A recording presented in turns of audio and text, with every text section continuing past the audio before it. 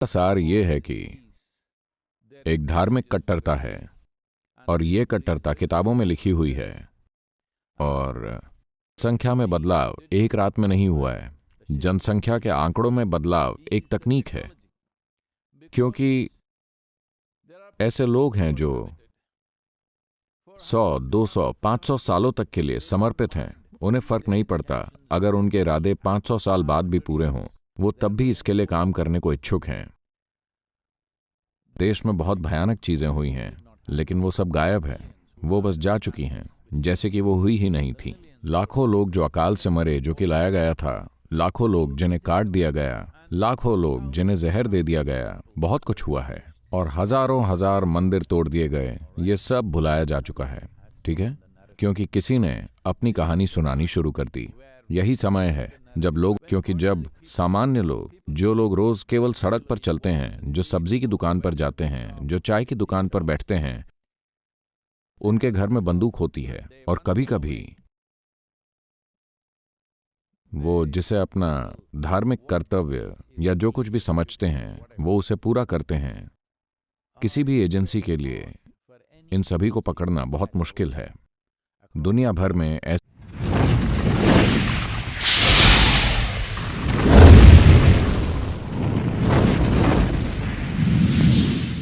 नमस्कार आप सभी को, और मैं माफी चाहता हूं कि यहां कुछ कार्यों में शामिल होने की वजह से वहां उपस्थित नहीं हो सका, लेकिन मैं दिल से पूरी तरह से आपके साथ हूं। मैं 70 के दशक के मध्य से कश्मीर की परिस्थितियों पर गौर करता आ रहा हूं। एक के बाद एक अत्याचार हुए हैं और मैंने यहां के पिछले 600 से 700 सालों के इतिहास से भी खुद को अवगत कराया है, इसके शानदार पहलुओं और अत्याचार दोनों से। ये नरसंहार और तबाही सिर्फ 3 दशक पुराने नहीं हैं, बल्कि ये 600 सालों से हो रहे हैं। जनसंख्या के आंकड़ों में ये बदलाव एक रात में नहीं हुआ है। जब ये हो रहा था, तब जो किया जाना चाहिए था, वो किन्हीं वजहों से नहीं किया गया। मैं यहां किसी को दोष देने नहीं आया हूं, ना ही मैं कुछ ऐसा कहने आया हूं जिससे आपको चोट पहुंचे, क्योंकि आपके जख्म पहले ही इतने गहरे हैं कि उन्हें छूने पर भी पीड़ा होगी। मैं समझता हूं इस बात को। My words are absolutely inadequate for the empathy that I feel. मेरे पास पर्याप्त शब्द नहीं हैं मेरी संवेदना को व्यक्त करने के लिए। इसे बस नहीं किया गया। मतलब कि वो चीजें जो एक समाज की ढाल बन सके और हमारे लिए कीमती चीजों की सुरक्षा कर सके, वो लोग जो शासन में थे और पवित्र संस्थाएं जिन्हें इसकी जानकारी थी, वो इसे नहीं कर पाए। दुनिया अभी भी ऐसी स्थिति में नहीं है कि कोई बिना सैनिकों के, बस विद्वानों के द्वारा किसी मूल्यवान चीज को सुरक्षित और पोषित कर पाए। This is a mistake that's happened right across Hindustan, and the brunt of it has been taken by the Kashmiri people. ये गलती सारे हिंदुस्तान में हुई और इसका खामियाजा कश्मीरी लोगों को भुगतना पड़ा, पर ऐसा पूरे देश में हुआ है। अगर आपके घर में कोई कीमती चीज है, तो आपको एक तिजोरी की जरूरत होती है, एक रखवाली करने वाले की, और शायद एक बंदूक की भी। इस पहलू को हिंदुस्तान ने नजरअंदाज कर दिया था। अपने चारों ओर पहाड़ियों के सुरक्षा घेरे को देखकर हम ये सोचकर जीते रहे कि कोई भी हमें आकर नहीं छुएगा। हम जीवन के सूक्ष्म पहलुओं पर ध्यान देते रहे, लेकिन जिन लोगों की समझ से ये परे था या जिनके खुद के निर्दयी इरादे थे, उन्होंने हमारा पूरी तरह फायदा उठाया।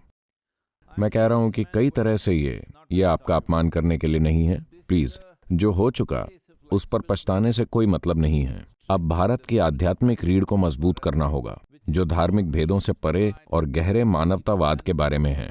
जो कि हमारी संस्कृति का आधार है, और फिर जो कुछ भी किया जा सके आर्थिक रूप से या कम से कम कुछ भौगोलिक हिस्सों को वापस पहले जैसी स्थिति में लाने के रूप में, ये ध्यान में रखते हुए कि बहुत सारे लोग फिर से खतरे में ना आ जाएं। ये एक जटिल काम है। कुछ प्रयास हो भी रहे हैं। मैं समझ सकता हूं जो डॉक्टर सुरेंद्र ने कहा और जो कह रहे थे, क्योंकि सिर्फ कोशिशें ही काफी नहीं हैं, नतीजे क्या निकले ये महत्वपूर्ण है। नतीजे ज्यादा नहीं दिखते। हालांकि 370 का हटाया जाना एक बड़ा कदम था, फिर भी इसे जमीनी हकीकत में लागू करना कि एक आम आदमी के लिए वहां सड़क पर चलना सुरक्षित हो, अभी तक नहीं हो पाया है। हालांकि सरकार लोगों को वहां रोजगार लेने के लिए प्रोत्साहित कर रही है और दूसरे राज्यों से मजदूर भी वहां काम करने जा रहे हैं, लेकिन उनका भी जीवन सुरक्षित नहीं है। साथ ही जब 85 से 90% जनसंख्या इस तरह की चीजों में शामिल हो तो सुरक्षा बलों के लिए भी इसे काबू में रखना बहुत मुश्किल हो जाता है। इसे राजनैतिक और सैनिक समाधान की जरूरत है। सेना वहां पर है, लगभग 5 लाख सैनिक कई सालों से वहां पर हैं, लेकिन आप जानते हैं कि किस तरह के अंतर्राष्ट्रीय अभियान और मनगढ़ंत कहानियां आपके चारों ओर गढ़ी जा रही हैं, जैसा कि आपने बताया। तो मेरे ख्याल से एक जरूरी चीज ये होनी चाहिए कि हम लोगों को अपनी व्यथा बताना शुरू करें। वैसे हाल ही में कोई फिल्म इस बारे में बनाई गई है और इससे लोगों को चीजें पता भी चली हैं, नहीं तो मेरे से आगे वाली पीढ़ी को यह पता भी नहीं चलता कि ऐसा कुछ हुआ है। अब यह सामने आ चुका है, लेकिन मुझे लगता है कि हम अभी भी चुप हैं और लोग उन्हीं को सुन रहे हैं। निश्चित तौर पर हमारा समय आ चुका है। अब हमें अपनी भौगोलिक और जातीय पहचान से ऊपर उठने की जरूरत है, लेकिन उसे खोकर नहीं। उस पहचान के साथ ये कीमती ज्ञान जो हमारे पास है, यही आगे का रास्ता है, क्योंकि इस पहचान और इस क्षमता के साथ हम वही बने रह सकते हैं जो हम हैं, चाहे हम जहां भी रहें। मैं कश्मीर को खारिज करने की कोशिश नहीं कर रहा हूं, कृपया मुझे गलत ना समझें, क्योंकि मुझे तकलीफ होती है ये देखकर कि हर दूसरे तीसरे हफ्ते यहां वहां 2 कश्मीरी हिंदुओं को गोली मार दी गई। मेरे लिए ये संख्या नहीं है, मेरे लिए ये लोग हैं, आप और मेरे जैसे। 2 लोगों को वहां गोली मार दी गई। अरे बस 2, वो बस 2 नहीं, 2 जिंदगियां और 2 परिवार और उनसे जुड़े लोग, सब तबाह हो गया। तो एक चीज, शायद आप में से कई लोगों को ये मामूली सी चीज लगे, लेकिन मैं आपके समुदाय की लंबी खुशहाली के बारे में सोच रहा हूं। We need to capture the narrative. Many more things have to be done. हमें लोगों को अपनी बात बतानी होगी और भी कई सारी चीजें की जानी हैं। तो मुझे लगता है कि अगर आप ये जानने के इच्छुक हैं कि लोगों तक हम अपनी बात कैसे पहुंचाएं, तो मैं आपके साथ एक दिन गुजारने को तैयार हूं, एक छोटे ग्रुप के साथ, कि कैसे लोग हमारी बातों को सुने। मैं कह रहा हूं कि सारे देश में आप केंद्र सरकार से ये मांग करें कि जो त्रासदी कश्मीर में हुई है, लोगों के साथ जो अन्याय हुआ है, उसे कम से कम स्वीकार तो करें। हर शहर में, कम से कम भारत के हर बड़े शहर में, एक सड़क का नाम किसी कश्मीरी के नाम पर होना चाहिए, चौराहे का नाम कश्मीर के नाम पर होना चाहिए, या फिर कश्यप पर्वत हो या चोटी हो। मैं जानता हूं कि ये कमजोर विकल्प हैं, लेकिन अगर हम चाहते हैं कि कश्मीरी इतिहास के गौरवशाली और अत्याचारी पहलुओं को याद रखा जाए और भारत में हम सभी उन्हें मनाएं, तो हमें प्रतीक बनाने होंगे। क्योंकि वापस जाकर सीधे जमीन ले लेना, हमें इस बारे में थोड़ा व्यावहारिक बनना पड़ेगा। क्योंकि हाल ही में मैं आपके समुदाय के एक प्रतिष्ठित व्यक्ति के साथ था जो एक महत्वपूर्ण पद पर हैं। वो मुझसे कह रहे थे कि सद्गुरु, रिटायर होने के बाद मैं वापस श्रीनगर चला जाऊंगा। मैंने कहा प्लीज ऐसा मत कीजिए, कम से कम आपके जैसे कद वाले व्यक्ति को ऐसा नहीं करना चाहिए, क्योंकि उन लोगों को आपके साथ कुछ भयानक करने में बहुत मजा आएगा। तो हमें समझना चाहिए कि इस सब का सार ये है कि एक धार्मिक कट्टरता है, और ये कट्टरता किताबों में लिखी हुई है। और अगर हम इस व्यथा या नैरेटिव को हर जगह नहीं पहुंचाते और ये नहीं कहते कि यही वो व्यथा है जिसमें बदलाव की जरूरत है, बस एक परिस्थिति को बदलना, एक ही स्थिति को ठीक करने की कोशिश करते रहना कारगर साबित नहीं होगा, क्योंकि हमें ये समझना चाहिए कि अजरबैजान से लेकर कंबोडिया तक हिंदुस्तान हुआ करता था। अब ये इतना रह गया है, और अब कश्मीर एक समस्या है जहां वो उसे और छोटा करने की कोशिश कर रहे हैं। तो ये सिकुड़ाव एक रात में नहीं हुआ है। जनसंख्या में बदलाव एक रात में नहीं हुआ है। जनसंख्या के आंकड़ों में बदलाव एक तकनीक है, क्योंकि ऐसे लोग हैं जो 100, 200, 500 सालों तक के लिए समर्पित हैं। उन्हें फर्क नहीं पड़ता अगर उनके इरादे 500 साल बाद भी पूरे हों, वो तब भी इसके लिए काम करने को इच्छुक हैं।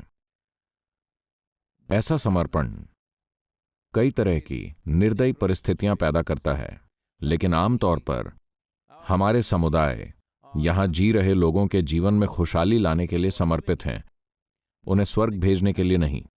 तो इन सब के बावजूद अगर हम चाहें तो क्या सब ठीक हो जाएगा? नहीं। क्या हम वो जिंदगियां वापस ला सकते हैं जो हमने खो दी हैं? नहीं, बिल्कुल नहीं। लेकिन यहां तक कि उस भौगोलिक हिस्से को वापस लेना भी बहुत बहुत मुश्किल है।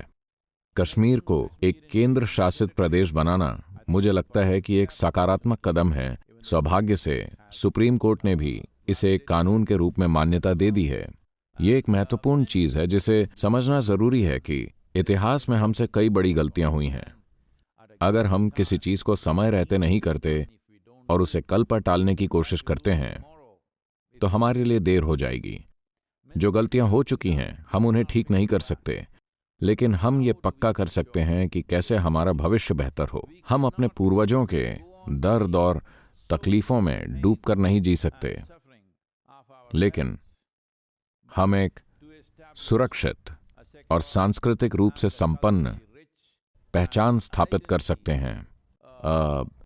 हम उस पहचान का आनंद उठा सकते हैं जो हम हैं, जो हमारे बच्चों का भविष्य है। ये बहुत महत्वपूर्ण है, क्योंकि मैं ये नहीं कह रहा कि आप इसे भूल सकते हैं। मैं कोई फिलॉसफी नहीं झाड़ रहा। चिंता मत कीजिए, कल सब ठीक हो जाएगा। मैं ऐसा कुछ भी नहीं कह रहा हूं। मैं बस ये कह रहा हूं कि मैं बहुत अच्छा नहीं हूं। मैं लोगों को दिलासा देने में बहुत अच्छा नहीं हूं, लेकिन मैं इसके समाधान के बारे में सोचता हूं। मैं सरकार के कई महकमों से इस पर बात भी कर चुका हूं, लेकिन हर समाधान जो आप सोचते हैं कि उसे किसी के द्वारा विफल कर दिया जाता है क्योंकि वो बोल रहे हैं और उन्हें सुना जा रहा है।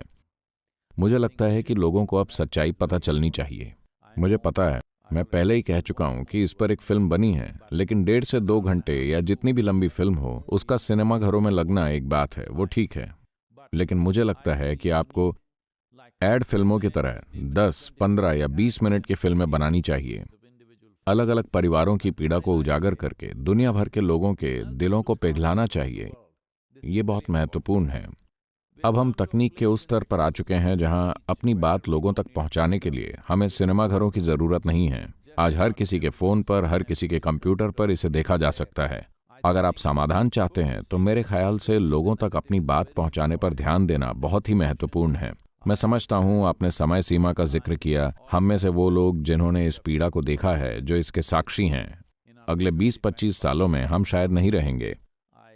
मुझे इस बात का दुख भी है, लेकिन लोगों को अपनी व्यथा सुनाकर making Kashmir visible all over the country, at least in India, everybody who lives in India must know that this has happened to our people. और कश्मीर को पूरे देश में दिखाकर कम से कम भारत में रहने वाले हर व्यक्ति को ये पता होना चाहिए कि हमारे लोगों के साथ ऐसा हुआ था। अगर ऐसा नहीं होता, अगर ये लोगों के दिलों दिमाग में नहीं जाता, तो बहुत कुछ हुआ है। इस देश में बहुत भयानक चीजें हुई हैं, लेकिन वो सब गायब है। वो बस जा चुकी हैं, जैसे कि वो हुई ही नहीं थी। लाखों लोग जो अकाल से मरे, जो कि लाया गया था, लाखों लोग जिन्हें काट दिया गया, लाखों लोग जिन्हें जहर दे दिया गया, बहुत कुछ हुआ है। और हजारों हजार मंदिर तोड़ दिए गए, ये सब भुलाया जा चुका है। ठीक है, क्योंकि किसी ने अपनी कहानी सुनानी शुरू कर दी। यही समय है जब लोगों को असली कहानी बताई जानी चाहिए। ऐतिहासिक न्याय के अर्थों में हमें उस कहानी को वापस लाना चाहिए। हम ये स्पष्ट रूप से समझते हैं कि हम सब कुछ वापस नहीं पा सकते, हम सब कुछ वापस नहीं बना सकते, हम लोगों के खिलाफ उनके पूर्वजों ने जो किया है उसके लिए द्वेष नहीं रख सकते, लेकिन लोगों को हमें अपनी कहानी बतानी ही होगी। अगर हम कहानी नहीं बताते तो हम एक जड़ विहीन और गौरव विहीन समुदाय होंगे, जिसे हमें बदलना ही चाहिए। जहां तक कश्मीरी लोगों के अपनी जमीन पर वापस जाने की बात है, मुझे पता है कि सपना यही है, लेकिन हर कुछ हफ्तों में मैं देखता हूं 2 मरे, 5 मरे। हम ये नहीं देखना चाहते। इसे कैसे सुनिश्चित करें? खैर, ये सेना और राजनीति के बीच का मामला है, ऐसा होना ही चाहिए। प्रयास किए जा रहे हैं, लेकिन अगर एक भी व्यक्ति मरता है तो हमें लगता है कि पर्याप्त कोशिश नहीं हो रही। इतने सारे सैनिक अपने प्राणों की आहुति दे चुके हैं, लेकिन वो भी पर्याप्त नहीं है। सौभाग्य से हमारे पड़ोस में अव्यवस्था है, इसलिए वहां से जितना सहयोग मिल रहा था वो आने वाले वर्षों में निश्चित रूप से घटेगा। हमें इसका फायदा उठाना चाहिए और पक्का करना चाहिए कि सीमा पार से जो समर्थन मिल रहा था वो रुक जाए। इसे रोक देने से आंतरिक सुरक्षा को काफी हद तक सुरक्षित किया जा सकता है। किस हद तक ये हमें देखना होगा, क्योंकि जब सामान्य लोग, जो लोग रोज केवल सड़क पर चलते हैं, जो सब्जी की दुकान पर जाते हैं, जो चाय की दुकान पर बैठते हैं, उनके घर में बंदूक होती है और कभी कभी वो जिसे अपना धार्मिक कर्तव्य या जो कुछ भी समझते हैं वो उसे पूरा करते हैं। किसी भी एजेंसी के लिए इन सभी को पकड़ना बहुत मुश्किल है। दुनिया भर में ऐसी घटनाएं हुई हैं और फिर वो दशकों और सदियों तक चलती रही हैं, क्योंकि ये एक सबक है। भारत सरकार और देश की हर राज्य सरकार और सबसे बढ़कर इस महान राष्ट्र भारत के सभी लोग, हम सभी को ये सीखना चाहिए कि अगर हम समय रहते किसी समस्या पर ध्यान नहीं देते हैं तो कल बहुत देर हो सकती है। अभी हम उसी स्थिति में हैं। मैं जानता हूं कि मैंने कोई सांत्वना नहीं दी है, मैं सहानुभूति भरे शब्दों का प्रयोग भी नहीं कर रहा हूं, लेकिन मैं आपको बता रहा हूं, मेरा दिल आप में से हर एक के लिए समानुभूति से गूंज रहा है। इस देश में आपकी पीड़ा कई मायनों में बेमिसाल है, लेकिन ऐसी ही चीजें हर जगह हुई हैं। कम से कम आप बोल तो रहे हैं, दूसरे तो बोल भी नहीं रहे हैं। कितनी सारी चीजें हुई हैं, लेकिन आपके मामले में सबसे बुरी बात यह है कि ये अब हुआ है, लगभग 21वीं सदी में, और अगर आप इसकी छूट दें तो ये अभी 21वीं सदी में हो जाएगा। तो सबसे बुरी बात यह है कि ये घटना स्वतंत्र भारत में हुई। जैसा कि मैंने कहा, मेरे पास न तो आपकी समानुभूति व्यक्त करने के लिए पर्याप्त शब्द हैं, न ही मेरे पास कोई चुटकी वाला समाधान है, यूं किया और बस हो गया। मेरे पास दोनों ही नहीं है। मेरे मन में आप सभी के लिए गहरी समानुभूति है। अगर आपके पास कोई प्रश्न हो तो प्लीज।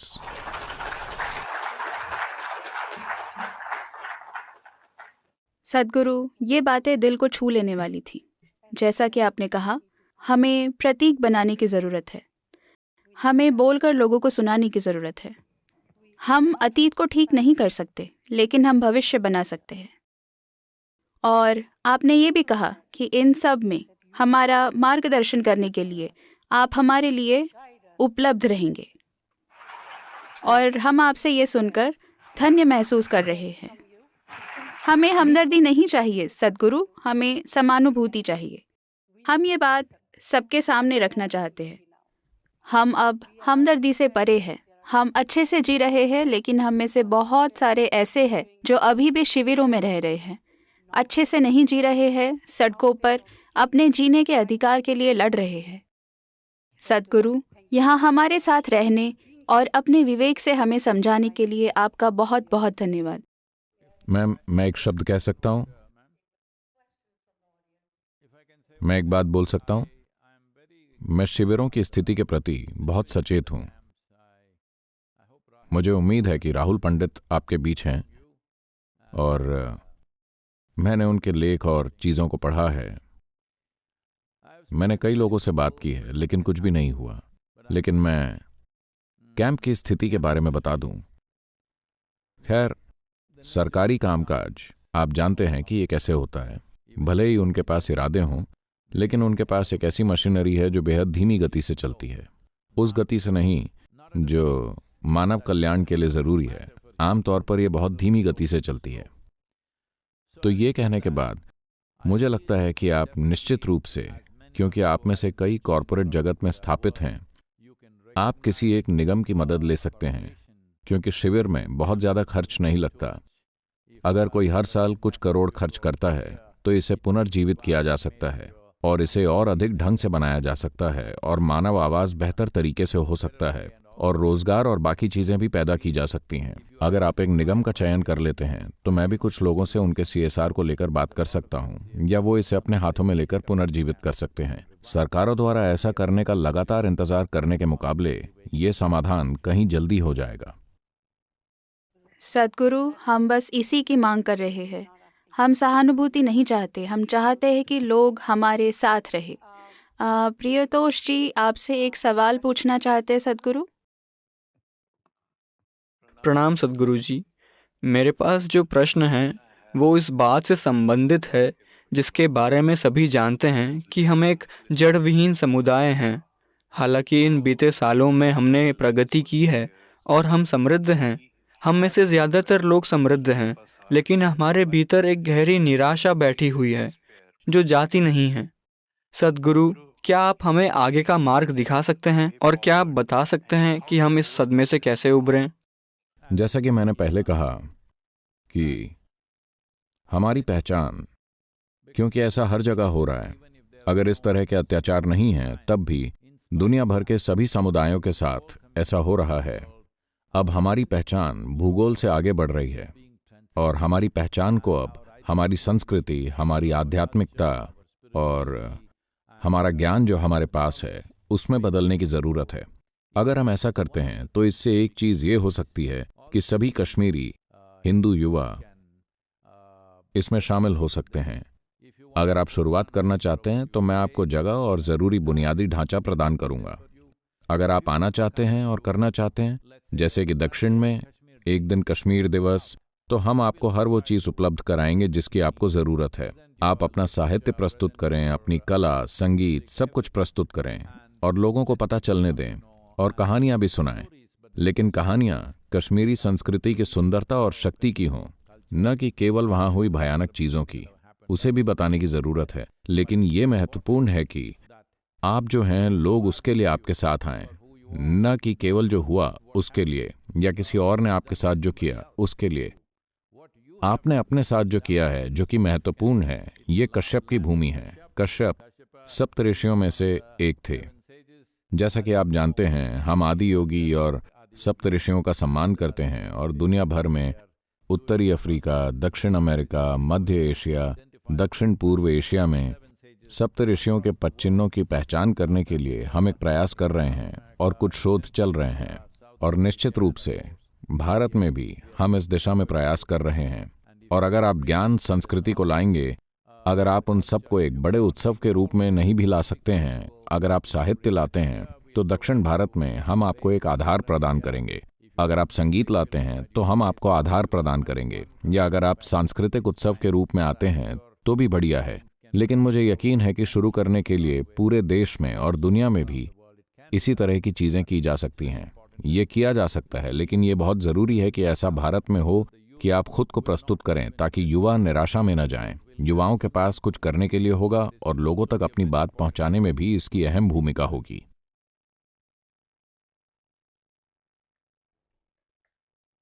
धन्यवाद सद्गुरु।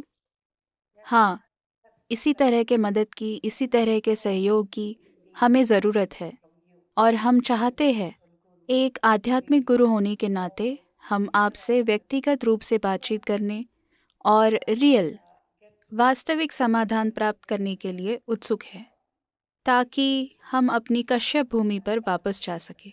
सद्गुरु, बहुत बहुत धन्यवाद। इसके एक हिस्से के रूप में, जैसा कि मैंने कहा, एक समयबद्ध तरीके से अगर आप इसे करते हैं तो हम आपको दक्षिण भारत के प्रमुख शहरों में एक मंच प्रदान करने के साथ साथ आपके लिए कम से कम 5 से 10 हज़ार लोगों को आसानी से इकट्ठा भी कर सकते हैं, ताकि कश्मीर और कश्मीर का संदेश और कश्मीर की गौरवशाली प्रकृति और सबसे बढ़कर आध्यात्मिक ज्ञान जो कश्मीर में था और वहाँ के लोगों में निवेशित किया गया था, क्योंकि इस दुनिया का भविष्य, हो सकता है कि अभी जो मैं कह रहा हूँ वो बहुत से लोगों की समझ में ना आए, क्योंकि इस समय वो पीड़ा और उस प्रकार की शक्ति का प्रदर्शन कर रहे हैं, लेकिन ये कुछ ऐसा है जिसे मैंने यूरोप, अमेरिका और अन्य विभिन्न देशों के प्रमुख विश्वविद्यालयों में दुनिया भर के युवाओं से बात करते हुए पाया है। मैंने जो पाया वो ये, In another 30 to 40 years' time, the dogmatic religions will recede significantly, because anything that doesn't make logical sense in people's heads will slowly recede.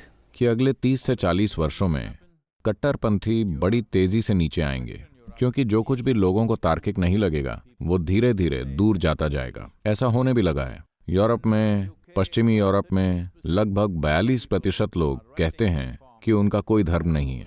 Britain में करीब 36% लोग अपने फॉर्म में लिख रहे हैं कि उनका कोई धर्म नहीं है।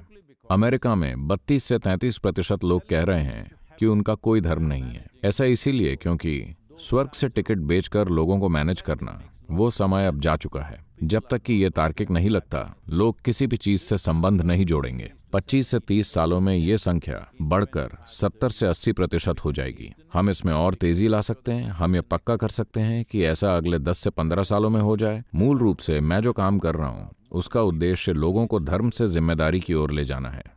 आध्यात्मिक प्रक्रिया हम जो हैं उसका आधार है, जो कुछ समय से एक धर्म के रूप में प्रस्तुत की जा रही है, लेकिन मूल रूप से ये मानव की आंतरिक खुशहाली के लिए एक आध्यात्मिक प्रक्रिया है, जहां इसका उद्देश्य मानव मुक्ति है। ये ऊपर बैठे किसी व्यक्ति के बारे में नहीं है जिसके पास आप जाने वाले हैं। ये मानव मुक्ति के बारे में है। ये एक इंसान के बारे में है जो परमात्मा की तरह कार्य करने के लिए कृपा अर्जित करता है। इसका उद्देश्य स्वर्ग जाना नहीं, बल्कि खुद परमात्मा बन जाना है। हम जिन चीजों से बंधे हुए हैं उनसे मुक्त होने के लिए मुक्ति पाने का ये पहलू सबसे महत्वपूर्ण पहलू बन जाएगा, और ये अगले 10 से 15 से 20 सालों में बढ़ेगा। जितनी जल्दी हम इसे कर लें उतना ही अच्छा है। उस संदर्भ में आपका अपने ज्ञान से पहचान जोड़ना, आपका अपनी आध्यात्मिकता से पहचान जोड़ना, ये भविष्य के लिए गोला बारूद है। ऐसा नहीं है कि हम किसी पर गोले बरसाने जा रहे हैं। हमारा तरीका तो दुनिया को गले लगाना है, दुनिया को नष्ट करना नहीं है। लोगों को शामिल करना हमारा तरीका है। हमारे जीवन का तरीका समावेश है, विजय नहीं। इसलिए कश्मीर की आध्यात्मिक प्रकृति के साथ अपनी पहचान बनाना महत्वपूर्ण है।